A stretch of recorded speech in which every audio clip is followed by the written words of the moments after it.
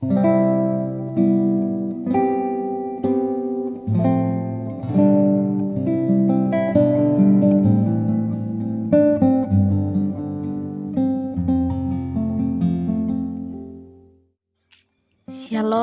dan selamat pagi bagi kita sekalian.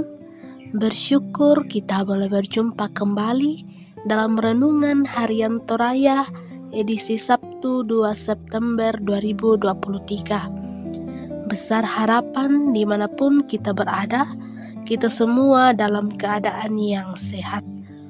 Untuk melakukan segala kegiatan kita di hari ini, firman Tuhan akan kita renungkan bersama yang telah ditentukan dari kitab Injil Matius pasal 12 ayat 22 sampai 37 dengan tema jangan sampai menjadi hater. Sebelum itu, mari bersama-sama kita satu di dalam doa. Kita berdoa. Terpuji namamu ya Allah Bapa kami di dalam kerajaan sorga, Allah yang kami sebut sebagai Yesus Kristus yang adalah Tuhan dan Juru Selamat kami. Kami bersyukur buat berkat Tuhan yang terus kami rasakan dalam kehidupan kami. Hingga pada pagi yang indah ini, berkat-Mu tiada berkesudahan kami rasakan. Terima kasih Tuhan, terima kasih kesempatan yang masih Tuhan anugerahkan, sehingga kami boleh berjumpa kembali bersama-sama akan merenungkan sebagian dari firman-Mu. Berkati kami Tuhan, biarlah apa yang disampaikan melalui firman-Mu boleh kami pahami dengan baik. Kuasai kami dengan kuasa Roh Kudus-Mu, sebab sesungguhnya kami telah siap merenungkan firman-Mu. Di dalam dan melalui anak-Mu Yesus Kristus, kami datang berdoa. Amin. Matius pasal 12 ayat 22 sampai 37 di bawah judul Yesus dan Beelzebul. Kemudian dibawalah kepada Yesus seorang yang kerasukan setan. Orang itu buta dan bisu, lalu Yesus menyembuhkannya sehingga si bisu itu berkata-kata dan melihat. Maka takjublah sekalian orang banyak itu, katanya, ia ini agaknya anak Daud. Tetapi ketika orang Farisi mendengarnya, mereka berkata, dengan Beelzebul penghulu setan, ia mengusir setan. Tetapi Yesus mengetahui pikiran mereka, lalu berkata kepada mereka, setiap kerajaan yang terpecah-pecah pasti binasa, dan setiap kota atau rumah tangga yang terpecah-pecah tidak dapat bertahan. Demikianlah juga kalau iblis mengusir iblis, ia pun terbagi-bagi dan melawan dirinya sendiri. Bagaimanakah kerajaannya dapat bertahan? Jadi, jika aku mengusir setan dengan kuasa Beelzebul, dengan kuasa siapakah pengikut-pengikutmu mengusirnya? Sebab itu merekalah yang akan menjadi hakimmu. Tetapi jika aku mengusir setan dengan kuasa Roh Allah, maka sesungguhnya kerajaan Allah sudah datang kepadamu.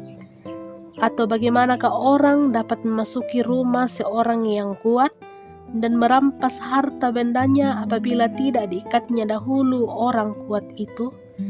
Sesudah diikatnya barulah dapat ia merampok rumah itu. Siapa tidak bersama aku, ia melawan aku, dan siapa tidak mengumpulkan bersama aku, ia mencerai-beraikan.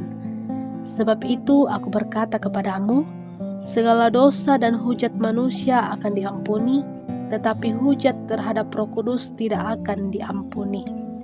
Apabila seorang mengucapkan sesuatu menentang anak manusia, ia akan diampuni.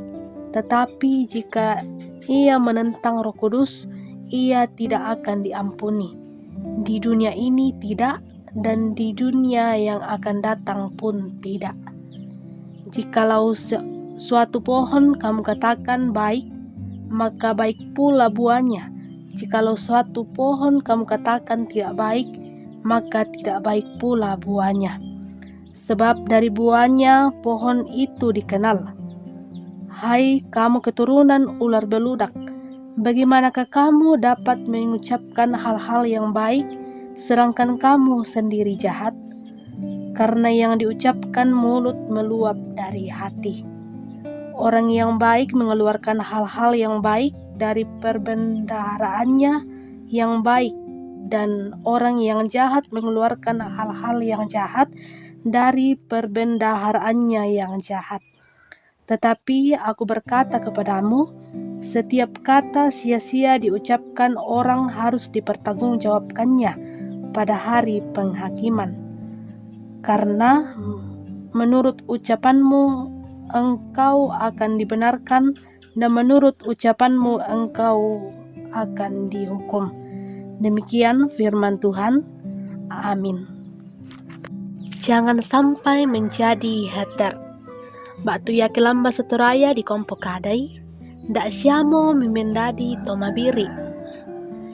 Jangan menghabiskan waktu menjawab atau menjelaskan sesuatu kepada orang yang membencimu.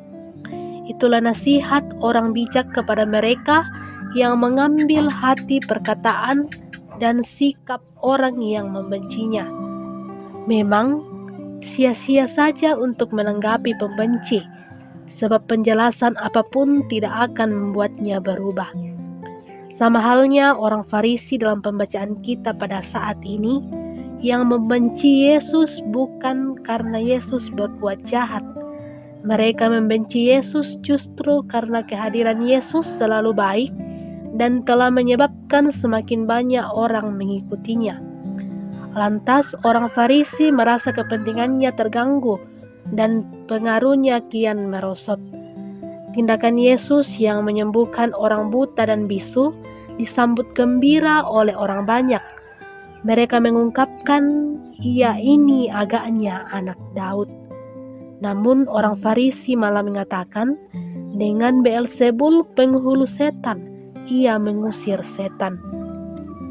Mereka telah menjadi orang yang merasa selalu benar, bahkan merasa berhak menentukan kebenaran. Siapapun yang berbeda pasti dianggap salah. Tanggapan Yesus memaksudkan dua hal sekaligus. Demi kasih-Nya yang sempurna dan tak berubah, penolakan keras dan bersifat hujat itu akan selesaikan Yesus melalui pengorbanannya. Akan tetapi, setelah pengampunan disempurnakan di dalam dan melalui pengorbanannya, maka berlakulah perjanjian baru. Barang siapa percaya akan selamat, dan barang siapa tidak percaya akan binasa. Jika orang menolaknya, tidak akan ada lagi karya lain untuk pengampunan. Itulah makna dari ungkapan menghujat roh.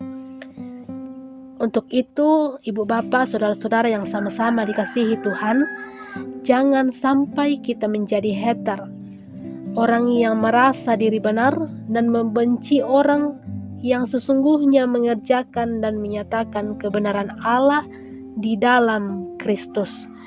Amin. Mari kita berdoa. Bapa kami yang ada di sorga, Bapa yang terus kami puji dan kami sembah. Kami bersyukur buat firman-Mu yang boleh kami renungkan bersama. Mampukan kami Tuhan untuk melakukannya. Terlebih jauhkan kami dari sikap-sikap yang tidak Engkau kehendaki. Tuntun kami untuk terus menjadi orang yang terus melihat kebaikan sesama dengan kesungguhan menyatakan kebenaran-Mu tanpa menjadi hater bagi mereka. Bapa di sorga, kami bawa dalam doa kehidupan setiap umat-Mu dimanapun mereka berada, dalam setiap pekerjaan, pendidikan, bahkan keluarga masing-masing. Tuhan berkati mereka. Nyatakan senantiasa berkat-berkat-Mu dalam menjalani kehidupan yang Tuhan anugerahkan. Terlebih sepanjang hari ini, kami akan mengerjakan setiap tugas dan tanggung jawab kami. Besar harapan kami, hanya Tuhan yang terus bersama-sama dengan kami, sehingga apapun yang kami lakukan boleh terjadi sesuai dan seturut dengan kehendak-Mu. Bapa di sorga, Lanjutkan pemeliharaanmu bagi kami semua. Ampunkan segala dosa dan kesalahan kami, dan ini kami yang datang kepadamu, hanya melalui anakmu Yesus Kristus, itulah Tuhan dan Juru Selamat kami yang hidup. Amin. Demikian rehat pada hari ini. Selamat beraktivitas, Tuhan Yesus memberkati.